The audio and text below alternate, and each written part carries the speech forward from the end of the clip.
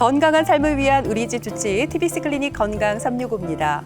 오늘부터 연휴가 시작되는 데다 요즘 계절의 여왕답게 날씨가 무척 화사한데요. 여행 떠나기 좋은 계절입니다. 여행지 가서 탁 트인 야외에서 술 한잔 한다면 얼마나 즐겁겠어요. 그렇죠. 그래서 요즘 그렇게 과음들을 많이 한다고 그래요. 아이고. 네, 그러니까요. 근데 여러분, 이 아는 맛이 무섭다고 또 바로 상상해버리게 되잖아요. 하지만 술이 달다고 해도 과음은 금물입니다. 특히나 이 술만 마시면 얼굴이 빨개지는 분들 계시죠? 그런 분들은 지방간과 또 심혈관 질환을 주의하셔야 된다고 해요. 네, 그분들의 특징은 이 몸속에 알코올 분해 효소가 적기 때문에 음주 때 생기는 이 독성 물질이 간에 바로 부담을 어머. 미치게 되거든요. 네. 그래서 무엇보다도 여행 가서는요, 사실 우리가 몸과 마음을 좀 쉬러 가는 거잖아요. 그렇죠. 근데 술 때문에 간이 못 쉬면 안 되잖아요. 오. 음주는 진짜 적당하게 하셔야 됩니다. 그래요. 저도 술 마시면 얼굴 빨개지는데 조심해야 되겠네요. 네, 알코올을 비롯해서 우리 몸의 해독을 담당하는 간은 이렇게 열일하면서도 혹사당하는 티를 내지 않는 장기입니다. 하지만 긴 혹사 끝에 뜻밖의 간암이라는 질병이 찾아올 수 있는데요. 오늘 이 시간 간암의 진단과 치료에 대해서 자세히 알아보도록 하겠습니다. 네, 오늘의 주치 간담체외과 전문의 김태석 교수님과 함께하겠습니다. 안녕하십니까? 안녕하세요. 안녕하십니까. 계명대학교 동산병원 간담체외과 김태석입니다. 갑자기 궁금해지는 게 우리 교수님께서는 간 전문 주치이시잖아요. 네. 술은 좀 멀리 하시지 않을까 싶어요? 술을 즐기는 편은 아니지만은 네. 일을 하다 보면은 조금씩은 마실 수밖에는 없습니다. 아, 그렇군요. 예, 이 국내 암 사망률을 살펴보니까 상위권에 이 간암이 항상 들어 있어요. 네. 이 간암이 다른 암보다 좀 위험한가요? 어떤가요? 예, 간암의 다른 암보다 치명적인 이유가 있습니다. 간암의 특징과 더불어서 설명을 할 수가 있는데요. 첫째는 간암이 대부분 간 기능이 떨어져 있는 환자들에게서 발병한다는 것입니다. 간암의 특성상 대부분의 환자들에게 만성 간염, 간섬유화, 간경화 등이 동반되어 있는데 이로 인하여 간 기능이 떨어져 있는 경우가 대부분입니다. 이러한 간 기능의 저하로 인하여 간암의 치료에도 한계가 있을 수밖에 없습니다. 둘째는 간암이 재발이 많다는 특징이 있습니다.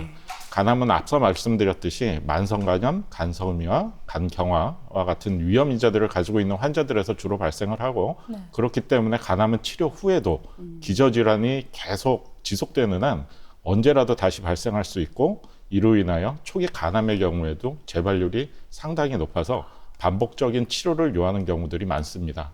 특히나 폐나 간에 왜 침묵의 장기라고 하잖아요. 초기 증상도 없고. 그러다 보니까 발견됐을 때는 이미 좀 늦었을 경우도 많다고 들었는데 네. 초기 증상이 없기 때문에 이제 병원도 늦게 가게 되는 거겠죠. 예, 간이라는 장기는 기본적으로 기능이 아주 나빠지기 전에는 별다른 증상을 나타내지 않는 장기입니다. 이로 인하여 침묵의 장기라는 별명을 가지고 있기도 하는데요. 이러한 간에 발생하는 간암 역시 대부분 초기에는 증상이 없는 경우가 많습니다. 간암은 기본적으로 만성간염, 간섬유화, 간경화 같은 위험 요소들을 바탕으로 발생하고 발생 시 증상이 대부분 없기 때문에 만성간 질환의 원인인 바이러스성 간염, 알코올성 간염, 그런 간경화 등을 진단받으신 분들은 건강보험에서 정기적으로 추적 검사를 하실 수 있게 하고 있습니다. 이러한 정기 검사를 받으시면서 지내시는 분들은 대체적으로 초기에 발견되는 경우가 많지만 간 질환 자체가 증상이 없기 때문에 본인이 만성간 질환이 있는 거를 모르고 지내시는 분들이 많습니다. 이런 분들 같은 경우에는 정기적으로 검사를 받지 않게 되고 초기에 진단이 불가능해지기 때문에 간암이 발생을 하더라도 증상이 나타나지 않고 나중에 간암을 진단을 받게 되면은 이미 많이 진행된 경우가 많습니다. 네. 아, 그렇군요. 또 간암 초기에는 증상이 뭐 거의 없다고 하셨어요. 그래도 우리가 좀 알아챌 만한 어떤 작은 단서라도 있으면 좋을 것 같은데 뭐가 없을까요? 아쉽게도 그런 단서들이 있지는 않습니다. 어허. 간암은 대부분 증상 없이 정기검진에서 발견되는 경우가 많습니다. 네. 간혹 복통이라든지 만져지는 종괴 그런 것들이 있을 수 있지만 간암이 많이 진행되거나 아니면 크기가 클 때 나타날 수 있는 증상들이고요. 예. 간암이 빠른 속도로 자라는 경우 복각 내에서 파열이 되는 경우가 간혹 가다가 있는데 그럴 경우에는 복통으로 응급실을 통해서 이제 내원을 해서 간암으로 진단받는 그런 경우들도 있습니다. 또한 간암이 뼈로 전이가 된다든지 하면 전이된 부위에 통증이 나타날 수도 있고 이러한 경우에는 간암이 이미 진행이 된 상태이기 때문에 이런 식으로 암이 증상을 유발하는 것은 상당히 예후가 안 좋을 경우들이 많습니다. 이렇듯 간암의 증상은 주로 암이 많이 진행된 상태에서 나타나기 때문에 단서를 찾기보다는 위험 인자가 있다면 정기적인 간암 검진을 통하여 증상이 나타나기 전에 조기에 발견을 하는 것이 예후에 도움이 될 수 있겠습니다. 아, 그래요. 근데 예전에 제가 그 인터넷 뭐 검색하다가 우연하게 봤는데 교수님, 간암 그 환자들이 적어둔 후기를 보니까 나는 간암 진단 받기 전에 황달이 왔다. 혹은 너무 몹시 피곤했다. 혹시 이런 단서들이 간암을 좀 의심해 볼 수 있는 증상들이 아닐까 싶은데 어때요? 네. 네, 실제로 진료실에서 간암을 진단받은 많은 환자분들이 말씀하시는 것 중에 최근에 많이 피곤했다라고 네. 이제 말씀을 하시는 경우들이 많은데요. 사실 우리가 느끼는 그런 피곤함 자체는 간암으로 인해서 나타나는 증상이라고 보기는 어렵습니다.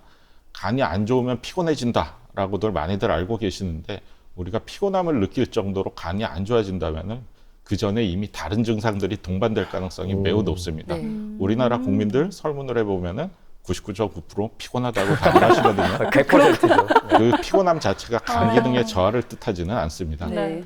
황달 같은 경우에는 물론 간암이 뭐 담관 내로 자라서 들어간다든지 아니면 크기가 커지면서 담관을 압박을 하는 경우에 나타날 수 있지만 간암 이외의 원인들이 오히려 훨씬 더 많습니다.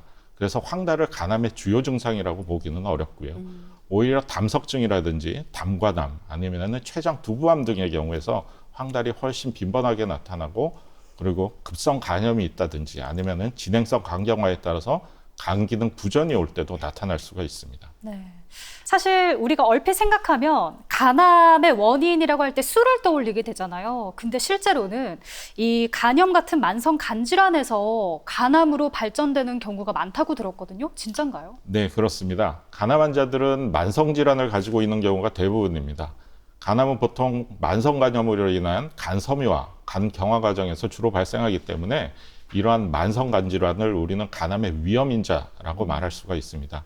실제로 우리나라의 경우 간암 환자 중 한 60에서 70%는 만성 B형 간염 환자이고 약 10% 내외는 C형 간염 환자입니다. 네. 바이러스성 감염이 높은 비율로 나타나고는 있지만은 최근에 약제들이 개발되면서 점점 과거에 비해서는 줄어드는 추세에 있고요.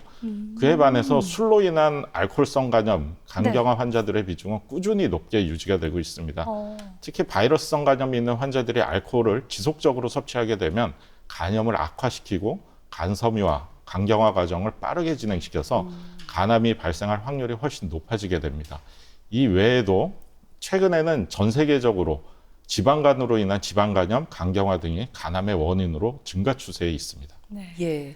정말 말씀하신 대로 지방간 환자들이 굉장히 많이 있더라고요. 남자뿐만 아니라 여성들도 지방간이 있던데 이게 또 발전하면 간염이나 간경변 또 암으로 진행될 수가 있나요? 예, 그렇습니다. 앞에서 간략하게 말씀드렸듯이 지방간도 만성 간염, 간경화, 간암을 유발을 할 수가 있습니다. 예. 과거에는 지방간을 단순하게 그냥 생각하고 크게 개의치 않고 지내는 경우가 많았었죠.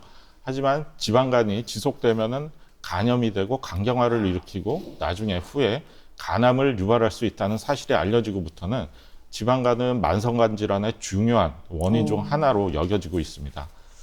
단순 지방간이라든지 간염 같은 경우는 가역적인 상태로 우리가 체중 감소라든지 식이 조절 등을 통해서 다시 정상간으로 돌이킬 수 있지만 지방간이 만성간염으로 지속되면서 다른 간염들과 마찬가지로 간 섬유화 및 간경화를 일으키게 되면은 비가역적인 변화를 일으키고 그 과정에서 간암도 역시 유발을 할 수가 있습니다.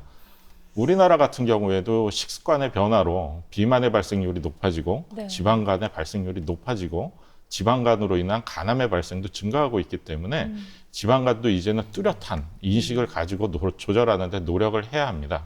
하지만 아직까지 지방간을 치료할 수 있는 효과적인 약제가 개발 중이기는 하지만은 시판되지 않은 상태이기 때문에 그리고 운동이라든지 식이 조절 그리고 금주 등을 통한 체중 감소 이런 것들을 통해서 조절을 해야 합니다.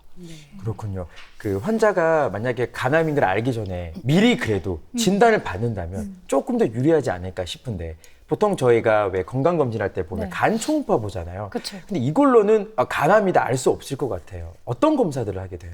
예, 간암의 진단 검사는 크게 우리가 스크리닝 검사와 확진 검사로 뭐 쉽게 나눠서 생각을 할 수가 있습니다.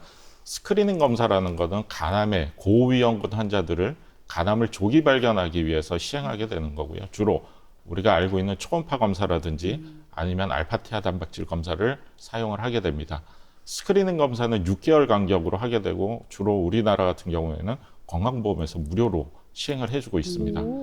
만약 초음파 검사에서 간의 이상 소견, 종괴라든지 이런 것들이 발견되면은 알파항원 단백질 검사를 체크를 해보고 알파항원 단백질 역시 상승되어 있다 그러면 우리가 CT 검사를 1차적으로 하게 됩니다. CT에서 간암이 의심되는 영상학적인 소견이 관찰이 된다 하면은 확진과 병기 설정을 위하여 추가적으로 MRI를 시행하는 경우들도 있습니다. 이 간암도 진행 속도나 단계에 따라서 치료 방법이 달라질 것 같습니다. 보통 암하면은 우리가 수술을 원칙으로 하잖아요. 간암의 경우에도 우선 수술을 생각해야 하는 건가요? 네, 간암은 다른 암들과 다르게 매우 다양한 치료법들이 있습니다. 이런 다양한 치료법 중에 어떤 치료를 선택할 것이냐는 환자의 이제 간 기능, 말씀드렸듯이 환자의 대부분이 간 기능이 안 좋기 때문에 환자의 간 기능, 간암의 진행 정도 이런 것들을 고려해서 결정을 하게 됩니다. 환자의 간 기능 및 간암의 개수, 위치 이런 것들을 고려해서 절제가 가능한 환자는 1차적으로 절제를 고려를 하게 되고 절제가 불가능한 경우에는 다른 치료 방법들을 고려를 해야 됩니다. 간 기능이 잘 유지되지 않는 환자들에서 간을 과도하게 절제를 하게 되면은 간 절제 후에 간부전에 빠져서 생명이 위험해지는 그런 경우들이 있기 때문에 간절제수를 고려하기 전에는 꼭 환자들의 간 기능 및 간절제 범위에 대한 평가를 정확하게 하는 것이 매우 중요합니다. 과거 간절제술은 사실 매우 어려운 수술이고 출혈도 많았기 때문에 되게 위험한 수술 중에 하나였지만 최근에는 이제 수술 기술도 발달을 하고 경험이 축적되면서 과거에 비해서 성적도 많이 향상이 되고 수술 후 합병증도 적게 발생해서 많은 환자들이 최근에는 안전하게 간절제술을 받을 수 있게 되었습니다. 특히 최근에는 복강경 수술이라든지 아니면은 다빈치 로봇 수술과 같이 이제 미세 침습 수술 기술이 발전하면서 과거 개복 수술에 비하여 통증도 덜하고 회복도 빠르고 흉터도 적기 때문에 거기에 더해서 수술 후 합병증도 많이 줄어들고 있어서 환자분들이 간 수술을 받는 데 있어서 부담이 많이 적어진 상황입니다. 교수님께서 앞에서 또 간암의 다양한 치료법에 대해서 안내를 좀 해주셨었는데 사실 궁극적인 치료라면 역시 간이식이 아닐까 이런 생각을 해봅니다. 간이식, 좀 어떤 환자들이 선택을 할 수 있을까요? 예, 간이식이라는 수술은 질환이 있는 간을 제거하고 그 자리에 새로운 간을 이식해 주는 것을 말합니다. 간이식은 오늘 살펴보고 있는 간암 환자들을 비롯해서 간의 기능이 저하돼서 다른 치료들로 회복할 수 없는 간부전 환자들에게 근본적인 치료라고 말할 수가 있습니다. 간이식은 여러 가지 원인으로 인해서 만성간 질환을 앓고 있는 환자들, 그 중에서도 간의 비가역적인 변화가 진행된 간경화 환자, 그 중에서 복수라든지 황달, 식도나 위정맥류 아니면은 간성 혼수 등의 증상 등이 조절되지 않을 경우에는 우리가 간이식을 고려를 할 수밖에 없습니다. 또한 바이러스성 간염, 약물, 민간요법 등으로 인한 급성 간염으로 인하여 급성 간부전으로 빠지는 환자들이 있는데 이러한 환자들의 약 50에서 60%는 간이식을 시행하지 않으면 사망에 이를 수 있습니다. 따라서 진행이 빠른 급성 간부전의 경우에는 적절한 타이밍에 간이식을 시행해 주는 것이 환자의 생명을 살릴 수 있는 유일한 길입니다.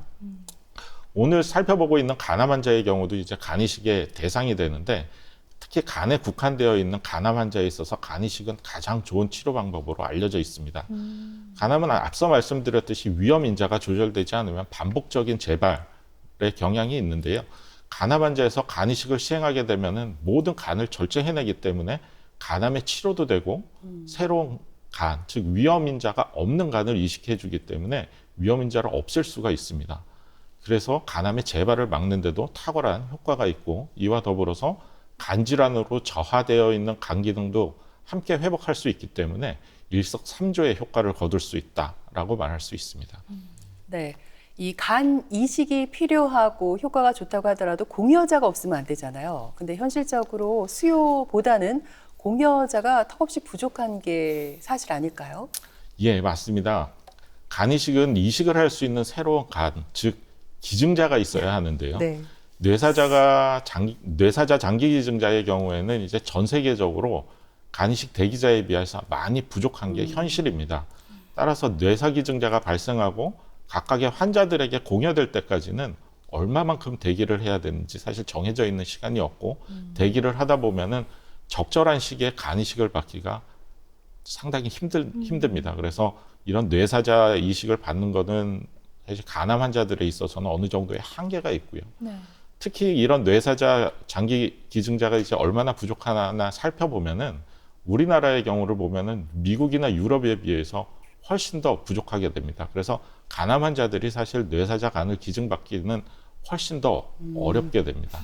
뇌사장기 기증자의 추이를 보면 미국이나 유럽 같은 경우에는 인구 10만 명당 한 35명에서 40명 정도 뇌사장기 기증을 비율을 보여주는데 네. 우리나라의 경우는 이제 문화라든지 인식의 차이로 인해서 인구 10만 명당 한 7, 8명 정도, 그러니까 서구의 한 5분의 1 정도의 뇌사장기 기증이 이루어지게 됩니다. 이로 인해서 우리나라 간암 환자들은 주로 생체간 이식을 주로 받아야 하는데요. 생체간 이식이라는 거는 이제 건강한 기증자, 주로 이제 자식들이나 배우자 등 가족들이 되겠죠. 하지만은 이런 건강한 기증자들의 수술에 대한 부담이 있기 때문에 환자들이 간 이식을 쉽게 결정하기가 쉽지는 않습니다. 하지만 현재는 국내 간 이식 수술이 매우 발달을 해서 기증자 수술의 거의 모든 경우에서 별다른 문제 없이 회복을 잘하고 수혜자 수술 역시 간암 환자에서 95% 이상의 수술 성공률을 보이고 조기 간암 환자 같은 경우에는 간이식 후에 5년 생존율이 80% 이상이 되기 때문에 우리가 적극적으로 고려해 볼 수 있는 하나의 옵션이라고 생각할 수 있습니다. 간 이식에 대해서 말씀을 해주고 계신데, 근데 공여자 입장에서는 자신의 간의 일부를 이렇게 떼주는 거잖아요. 네. 하나뿐인 간인데 이렇게 떼줘도 괜찮을지, 건강 상태는 이상이 없을지 불안하기도 할 것 같아요. 네, 많은 분들이 이 부분에 대해서 우려를 많이 하십니다. 네. 기증자는 환자도 아니고 건강한 사람인데 수술 후에 문제가 생기면 어떡하나, 특히 내 가족이라든지 내 자식이라든지 내 배우자가 문제가 생기면 어떡하나에 대한 우려를 많이 하시게 되는데, 뭐 그것 때문에 이제 선뜻 결정하기가 쉽지가 않죠. 생체간 이식을 처음 하던 시기에도 사실 이 부분이 가장 문제가 되었던 부분이고, 실제로 미국에서는 초기에 기증자의 사망 사건도 있습니다. 그래서 그 이후에 한동안 생체간 이식이 금지가 되었던 시기도 있었고요. 초기에 여러 가지 우려와 이제 시행착오를 거쳐가면서 현재 시행되고 있는 생체간 이식에 있어서는 가장 중요하게 여기는 것이 바로 이 기증자의 안전입니다. 그래서 현재는 기증자의 안전을 위해서 기증적 합성 검사에 대한 철저한 검사를 시행을 하고, 기증 수술 후에도 충분한 크기의 간이 확보가 될 수 있다라고 판단이 될 때 비로소 간 이식 수술을 진행을 할 수가 있고, 기증적 검사를 통해서 간의 크기를 CT나 MRI를 통하여 측정을 하게 되고, 재고가는 간이 수혜자에게 충분하고 남는 간 자체가 기증자의 회복에 문제가 없다고 판단이 되어야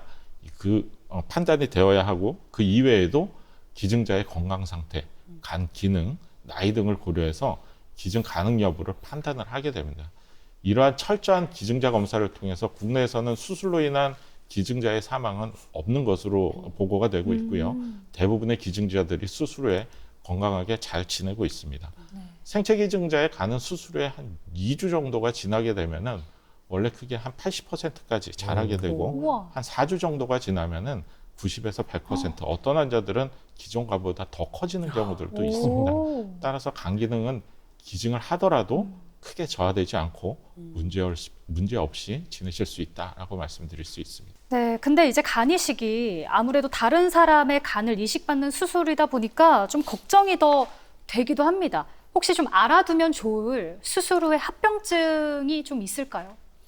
네, 간 이식은 다른 어떤 수술보다도 복잡하고 위험한 수술입니다. 따라서 이식 후에 초기에 여러 합병증들이 발생을 할 수 있고, 심지어는 예상치 못한 일들이 발생을 하기도 합니다.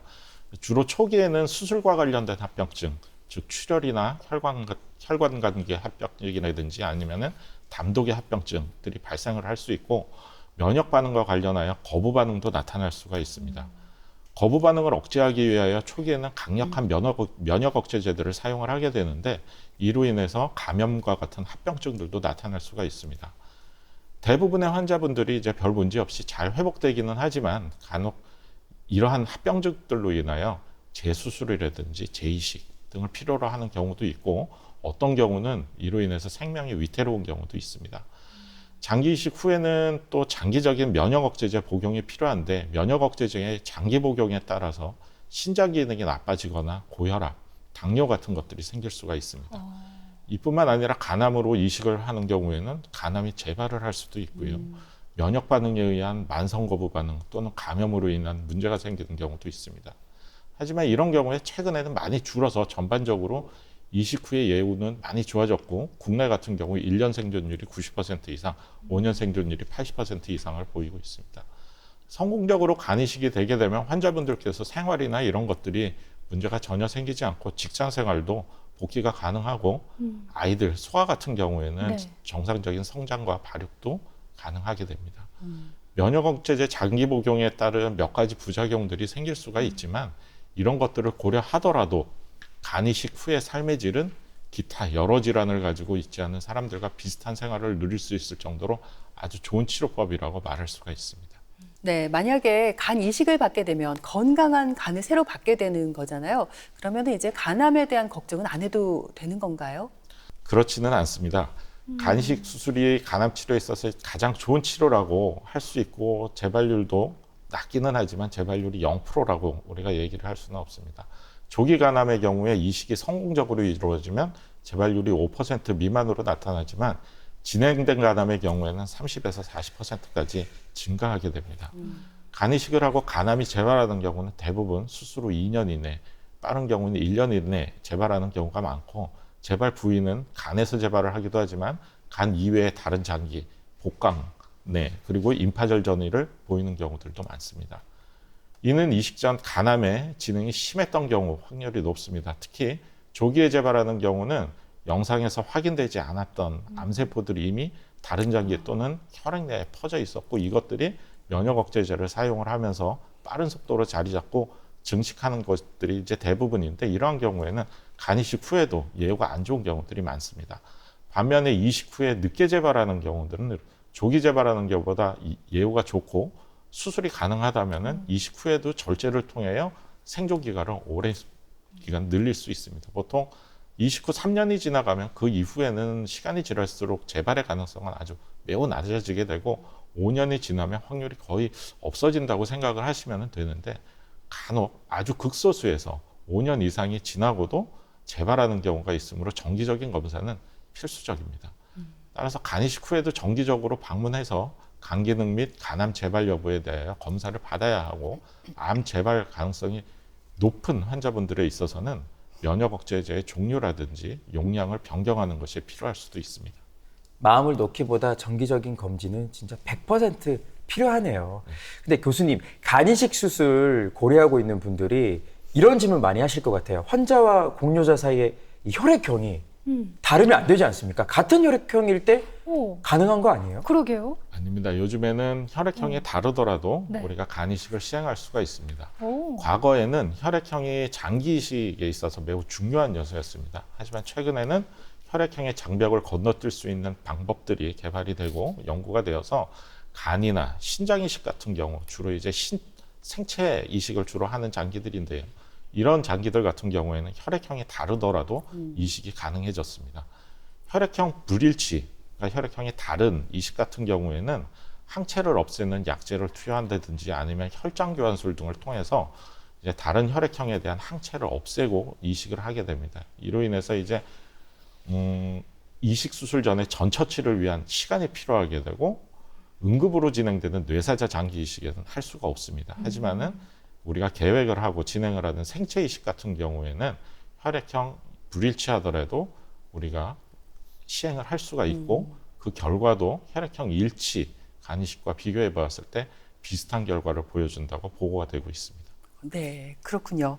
오늘은 이렇게 간암과 간 이식에 대해서 자세한 정보 알아봤습니다. 지금까지 간담체외과 전문의 김태석 교수께서 수고해 주셨습니다. 오늘 말씀 잘 들었습니다. 고맙습니다. 고맙습니다.